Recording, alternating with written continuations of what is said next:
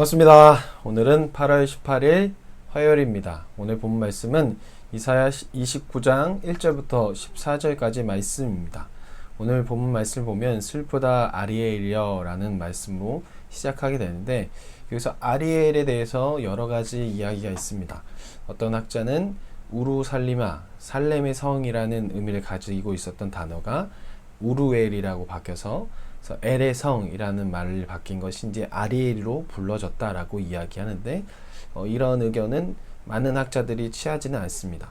그리고 두 번째는 이 아리엘이 하나님의 사자이다 라고 이야기하기도 하고요. 세 번째는 이것은 제단이다, 화로이다. 그래서 에스겔 43장 15절에 보면 아리엘이라는 단어가 나오면서 여기에 이 제단이라는 단어, 화로라는 단어로 사용되는데, 그것을 말하면서 이것은 아마도 제단, 화로, 하나님의 화로일 것이다 라고 이야기하는데, 가장 많은 의견을 갖고 있는 것이 세 번째 제단, 화로라는 의견일 것입니다. 그래서 이것은 하나님께 드리는 제단이 되지만 결국 하나님의 화로가 되어서 불사르게 될 것이다, 그런 의미로서 오늘의 본문 말씀과 잘 맞게 되어서 세 번째 의견을 많이 이야기합니다. 오늘날 교회는 참 많은 집회가 있습니다. 지금 코로나로 인해서 집회가 열리지 못하지만 수요 기도회, 금요 기도회, 그리고 매일 새벽 기도가 있고 중간에 제자 훈련, 성경 공부, 주일 예배 1부, 2부, 3부, 4부, 또 저녁 예배까지 정말 많은 집회가 있습니다. 그렇게 많은 집회가 있지만 세상은 달라지지가 않습니다. 그 이유가 왜 있을까요? 여러 가지 이유가 있겠지만 그것은 교회 안에서 예배를 드리는 그 목적과 수단이 바뀌어 버렸기 때문입니다. 교회에서 예배를 드리는 목적이 무엇일까요? 그것은 우리가 하나님을 높이는 거, 하나님을 찬양하는 거, 하나님께 올바로 예배를 드리는 거, 하나님을 높여드리는 것이 예배의 목적입니다. 그런데 이 예배의 목적이 수단으로 바뀌어 버렸습니다. 내가 무언가 예배를 드리면, 내가 찬양을 하면 그것이 그냥 목적이 되어 버린, 그래서 예배를 드리고 나면 나는 목적을 다 이루었다, 찬양을 부르고 예배 자리에 나왔다, 그런 목적을 다 이루었다라고 생각하게 되는 것이죠.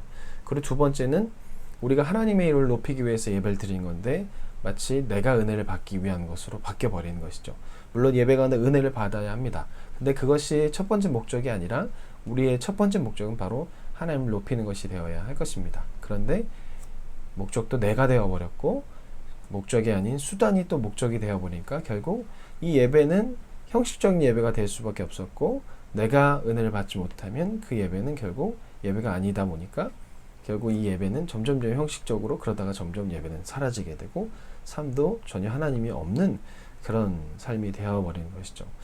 형식적으로 되어버린 그 하나님의 제단, 그 제단은 결국 하나님의 화로가 되어서 불사르게 된다. 그것이 오늘 처음에 나오는 1절부터의 말씀입니다. 우리의 삶에도 이런 모습이 참 많이 있습니다. 결국 우리의 삶에서도 결국 이런 이스라엘 남유다 사람들처럼 살아가다 보면 우리의 삶에는 결국 기쁨이 있을 수가 없습니다. 하나님의 제단이 되어서 우리의 삶과 우리의 마음은 결국 불살라서 문제가 있는 마음이 되어 버릴 것입니다. 그래서 이사야는 이 말씀을 계속적으로 하고 있고, 그것으로 인해서 이들은 결국 화로처럼 불탈 것이다.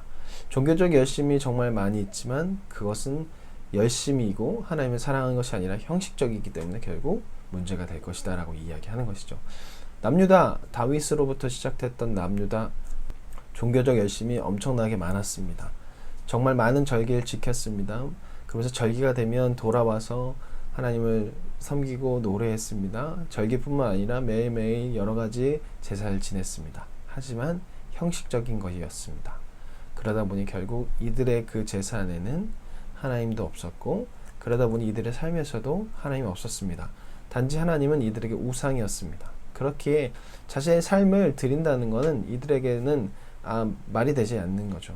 아예 그냥 하나님은 우상이었기 때문에 당신 내 삶을 건드릴 수 없습니다. 나는 삶을 드리는 것이 아니라 나의 재물을 드리는 것입니다. 그러니 당신은 그것을 받고 나에게 내가 원하는 것을 해주시면 됩니다.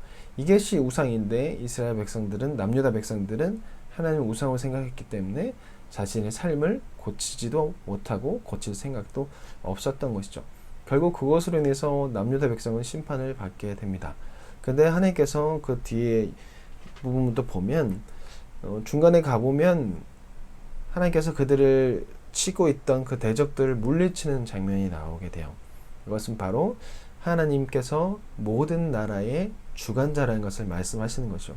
이스라엘 잘해서 돌이키신 것이 아니라 하나님께서 만물의 주관자이신 걸 다시 한번 깨닫게 해서 남유다 백성이 애국과 아수르를 의지하는 것이 아니라 강대국을 의지하는 것이 아니라 하나님을 의지하기 위함, 하나님을 의지했으면 하는 마음에서 그렇게 다시 한번 보여주시는 것이죠.